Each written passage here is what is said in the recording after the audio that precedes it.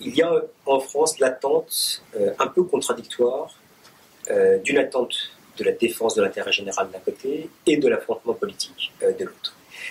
Défense de l'intérêt général, c'est qu'on se dit que le maire a vocation, si on prend cet exemple-là, à défendre l'ensemble des habitants de la commune, qu'ils aient voté pour lui au premier tour ou qu'ils n'aient pas voté pour lui dès le premier tour. Donc il y a l'idée selon laquelle on veut vivre globalement rassemblé.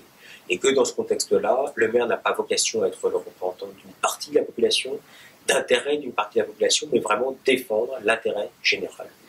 Et dans un même temps, on souhaite qu'il puisse y avoir une forme de confrontation d'idées. On pense que les responsables politiques ont cette petite graine de folie, entre guillemets, qui les amène à penser demain peut-être de manière un peu différente de l'ensemble des citoyens. Et que dans ce contexte-là, il est important qu'il puisse y avoir une idée proposée par le maire ou par le conseil municipal et que celle-ci puisse être débattue ou éventuellement remise en cause par une partie de l'opposition municipale. En dehors de cette confrontation politique, il y a la mise en scène de cette confrontation politique et la communication autour de cette communication politique, de cet affrontement politique. Et la communication aujourd'hui, telle qu'elle est perçue de la part des citoyens, permet beaucoup plus d'ailleurs de rassembler que de dissocier. Et lorsqu'on interroge les Français, on voit bien qu'une majorité, une petite majorité, mais en tout cas apprécie la communication qui a été mise en place depuis le début du mandat du maire précédent, et que dans ce contexte-là, il y a la perception que, au final, l'intérêt général apparaît comme étant mis en place, déployé dans le cadre de la communication. Et peu de personnes nous disent que la communication qui est entreprise de la part de la collectivité locale va avoir comme incidence l'idée selon laquelle ils auraient, moins que par le passé, envie d'aller voter, de se déplacer pour aller voter.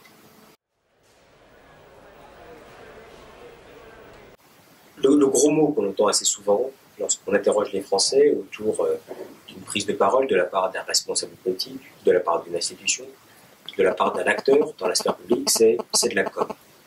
C'est de la com, ça veut dire, en gros, on nous raconte des grosses bêtises, ça ne correspond pas à la réalité, et on veut nous faire passer quelque chose avec un habillage, qui est un bel habillage, mais qui ne correspond pas véritablement à la réalité. Aujourd'hui, la communication territoriale échappe globalement à cette forme de critique. Parce que ça n'apparaît pas comme étant de la com au sens négatif du terme, parce que ça n'apparaît pas comme étant de la com au sens d'absence de crédibilité, justement. Et qu'on peut voir déjà une communication qui est une communication par la preuve. Les citoyens peuvent voir au quotidien, c'est ce qui est dit dans le cadre d'une communication locale, correspond ou pas à la réalité. Et puis, il y a derrière la communication institutionnelle locale une forme de mise en service ou mise en relation entre des services qui sont proposés aux citoyens et les citoyens eux-mêmes. On a eu tendance, et parfois peut-être un peu trop tendance par le passé, à opposer deux modalités de communication et de lien entre un émetteur et un destinataire d'une communication. Très rapidement a été dessiné selon lequel il y aurait une vocation un peu ancienne, une modalité un peu ancienne de communication à travers le papier, et une modalité beaucoup plus moderne qui dirait que Internet fonctionnerait. Ça n'est pas le cas. Ce à quoi on assiste, c'est à une persistance de la communication papier, en tout cas de l'utilisation de la communication papier de la part des citoyens, et notamment de la part des documents qui sont déployés et dans des boîtes aux lettres, et puis en même temps une très forte croissance de l'utilisation des sites internet, et notamment des sites internet des collectivités locales. On fait les deux. C'est-à-dire qu'on va utiliser le papier aujourd'hui en France, et puis on va également utiliser les sites internet. Ce n'est pas une mise en concurrence qui amènerait à considérer qu'il y a un principe un peu ringard, entre guillemets, et une autre modalité qui apparaîtrait comme étant plus moderne.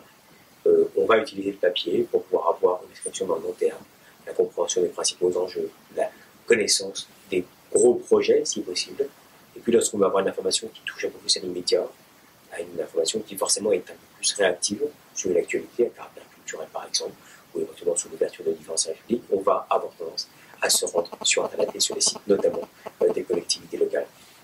Donc la conciliation peut se faire aujourd'hui, et on sait qu'il y a des types d'informations différentes qui vont être cherchées chez les uns et chez les autres. Là où on peut faire une grosse erreur d'analyse, c'est de considérer que les jeunes vont tout de suite se ruer sur Internet pour avoir forcément l'information ou pour avoir un lien un peu plus fort qui peut être établi entre eux-mêmes et la collectivité locale. Ça n'est pas le cas. le principal enjeu, notamment à l'égard de la jeunesse, c'est de savoir comment l'informer d'une manière générale, l'intéresser de manière un peu plus particulière, avant de se demander par quels médias on